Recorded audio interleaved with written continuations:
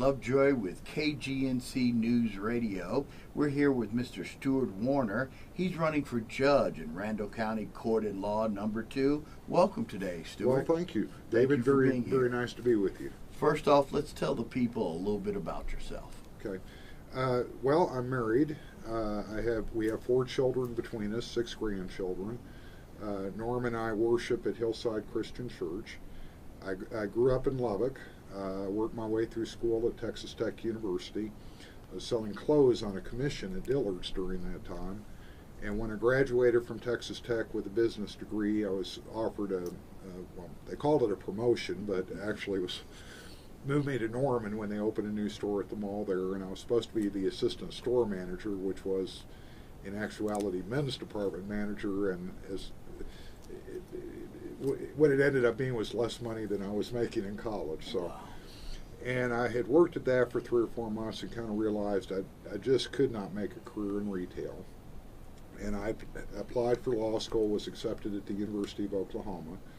I did well during my law school career. I finished in the top 5% of my class. I was on the law review there at the law school.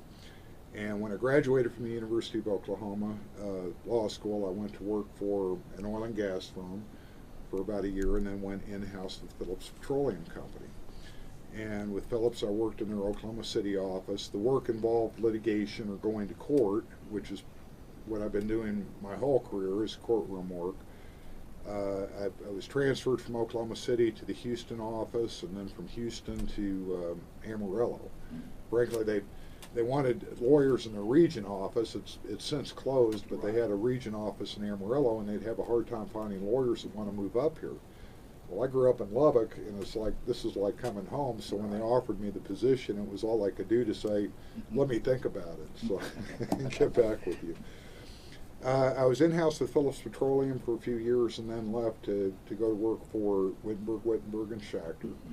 And left that firm with a group to form Mullen, Hord and Brown. I was with Mullen Hord for about 7 years, and then went out on my own and have been a solo practitioner for the past 21 years. My practice has been focused in litigation or courtroom matters, civil litigation, and family law. And I've been doing that for several years. I have had some background in criminal matters. But my whole career has been devoted to civil litigation. I've had a very successful practice because I provided excellent service to my clients. I treat my clients like I'd want to be treated. I care about people. I care about my clients. And I've had a very good law practice. I have also been certified as a mediator in both civil cases and family cases. I'm the only candidate that's been peer-reviewed as distinguished in ethics and legal ability. I'm a former president of the Panhandle Family Law Association, still a member.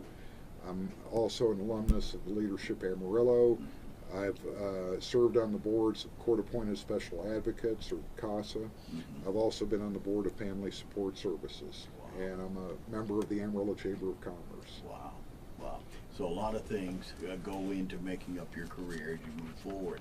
Yes, now, sir. the next question for you is, why are you seeking this position? Well, David, I want to put my 37 years of legal experience to work for Randall County. I have served my clients very well, and now I want to bring that same spirit of service in serving the residents of Randall County. This is a very important position. 60% of the cases that the Randall County Court of Law Number 2 hears are family law cases. And now the court also hears civil litigation, they hear criminal misdemeanor cases, and the court also hears probate and guardianship matters. The reason it's so important is because the decisions that this judge makes, when the majority of the cases heard are family cases, and that involves divorces, that involves custody matters involving children. The decisions that this judge makes can have a profound impact, lifelong impact, on children and their families. And I've handled countless trials and hearings that concern complicated divorce matters, complicated custody matters. And so I'm wanting this position to help children, looking out for their best interest, making decisions that are better for the children and their families. I've made a positive difference in people's lives throughout my career, and I want to make a positive difference to those that appear before this court. I have the patience, I've got the temperament, the wisdom to be an excellent judge, and I believe the experience that I bring to the table is very important for this position. Right. Now, if you win this position, if you're elected to the bench, what's the one thing or the things you want to see done right away once you take office? Well, the first thing I want to do is apply my years of experience as a solo practitioner in running a law practice to bring that same, to save Randall County taxpayers money. I'm going to be looking at any cost-saving measures, financial efficiencies that I can bring to the court. One example is that right now the judge, the court who's retiring, has some rules in place that have made things a lot more expensive on people that appear before that court and the lawyers, and so I'm going to be eliminating those local or guidelines or rules to avoid that added expense on those that appear before the court. I also intend to start court earlier than it presently starts. I mean, court is starting out about 10:15. I plan to start court probably at 8:30. Right. So that the court can hear more cases during the day and be more efficient. Right. So primarily, I'm going to be looking for any cost savings or financial efficiencies that I can apply to the court. Looking out for the taxpayer. Exactly.